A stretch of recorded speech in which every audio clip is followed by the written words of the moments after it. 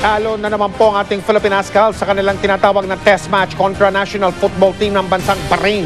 Nakatatlong puntos ang koponan ng Bahrain at kaya kahapon nakaisang goal naman ang Ascals dahil ulit kay Chippy Caligdong. Sa paghaharap na yan, ipinasok na sa tinatawag na starting lineup ng Ascals ang Filipino-Spanish midfielder na si Angel Guirado at ang striker na si Phil Hasban. Nagpakitang gilas naman ang dalawa sa kanilang laro.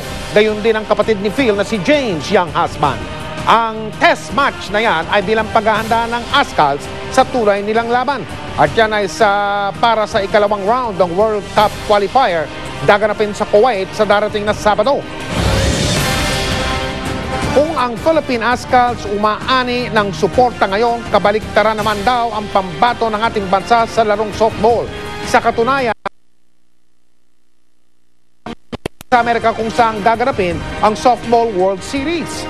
Nakatutok si Claire Delphine, eksklusibo. Tirik ang araw pero di ito ininda ng mga manlalarong ito na araw-araw nag-eensayo ng softball. Sila ang Manila Team, ang opisyal na pambato ng Pilipinas sa Softball World Series Big League Division na gaganapin sa Amerika sa Agosto. Kasunod dito ng pagiging champion nila sa Asia Pacific Series nitong Hunyo. Sa July 29, tutulak sila papuntang Michigan. Handa na raw silang lumaban. Ang problema, wala silang pondo para sa kanilang pamasahe at accommodation sa Amerika. Sa kupunang may 12 players, 3 coaches at 2 officials, kailangang makalikom ng hanggang $45,000 o humigit kumulang 2 milyong piso. Kaya't ang mga manlalarong tulad ni Veronica at Glaciel na kapwa hirap sa buhay, umaasang may tutulong sa kanila. Kamamatay lang daw ng ama ni Veronica na isang sundalo. Si Glaciel naman, domestic worker ang ina sa Hong Kong. Magsasaka naman ang ama. Kahit na kulang sa pondo, na umaasa pa rin po kami. Nagtitraining pa po kami ng todo. Mahalaga po siya kasi po, yung dinadala po namin yung bandera ng Pilipinas. Para din po mapakita namin yung galing talaga namin. Ang regular sponsors daw nilang PCSO, PAGCOR at Philippine Sports Commission o PSC, walang maiaabot na tulong sa ngayon. Alam ko yung PCSO nag-deny na.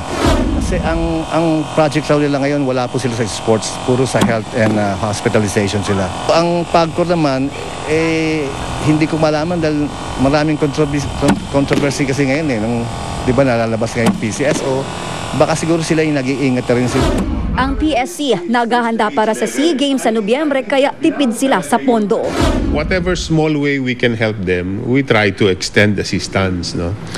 And actually, one of the most always sought assistance from us, being a government of institution, is yung travel tax exemption. Kung performance record lang ang pagbabasehan, hindi tayo mapapahiya sa mga manok nating ito. Sa katunayan, 2 beses silang muntik mag-champion sa World Series. Noong 2008 at 2010, sila ang itinanghal na first runner-up o second placer. Malaki ang chance natin na makuha ang title kasi since almost 6 months na nag-hard training kami, mas preparado kami this time. Claire Delphine, nakatutok 24 oras.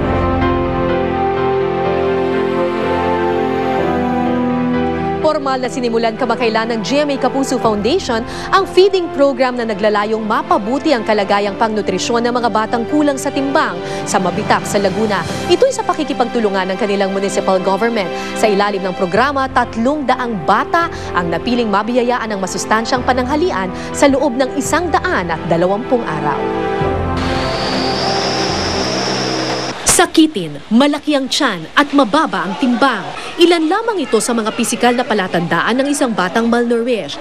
Ang bayan ng Mapitak ang isa sa may pinakamaraming kaso ng malnutrisyon sa probinsya ng Laguna.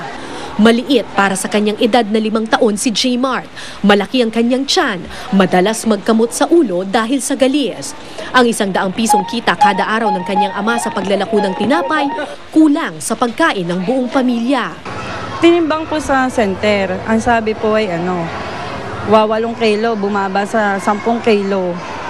Ay ngayon po, ay siguro magbabago naman sa tulong ng GMA Kapuso. Ganito rin ang kalagayan ng mga anak ni Nanay Virgie. Dahil siyam at maliliit pa ang kanyang mga anak, may mga pagkakataong kulang sila sa pagkain. Kung kaya malaking biyaya para sa kanila ang ating Give a Gift, Feed a Child Project. Sa pakikipagtulungan ng mga local officials at ng South African Embassy na nagpasyang sa ganitong paraan gunitain ang taunang pagdiriwang ng Nelson Mandela Day. Meron tayong mga bata dito na underweight at severely underweight.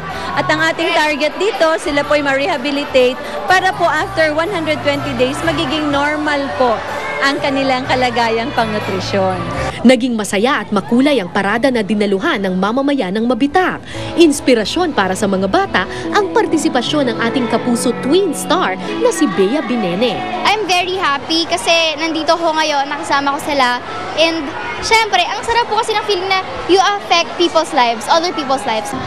Naging masagana at masustansya ang salo-salo ng mga bata na pinagtulungang lutuin ng mga nanay at barangay health workers.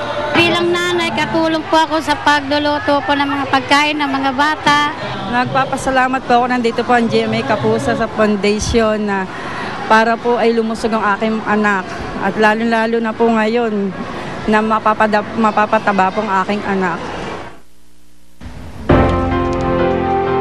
Tandaan po natin mga nanay sa Mabitak, Laguna, nasa inyong mga kamay po ang ikagaganda ng kalusugan ng inyong mga anak. Inaasahan po namin na walang sawa ninyong dadalhin ang mga bata sa mga feeding center. Nagpapasalamat po ang GMA Kapuso Foundation sa South African Embassy kay Bea Binene, sa CDO Odyssey Foundation, Foster Chicken, Tiki Tiki, Tridharma Marketing Corporation at sa lahat ng nakikibahagi sa Give a Gift, Feed a Child program. Para sa inyong mga donasyon, magsadya lamang po sa tanggapan ng GMA Kapuso Foundation. Maaari rin po kayong magdeposito sa kanilang mga bank accounts o mag-log on sa www.kapusofoundation.com. Susunod, protesta ng ilang babaeng nakahubad sa bansang Ukraine na uwi sa Girian. Dating basketballista na si Shaquille O'Neal, idinimanda na ng dating kaibigan. Tututukan natin sa pagpapatuloy ng 24 oras.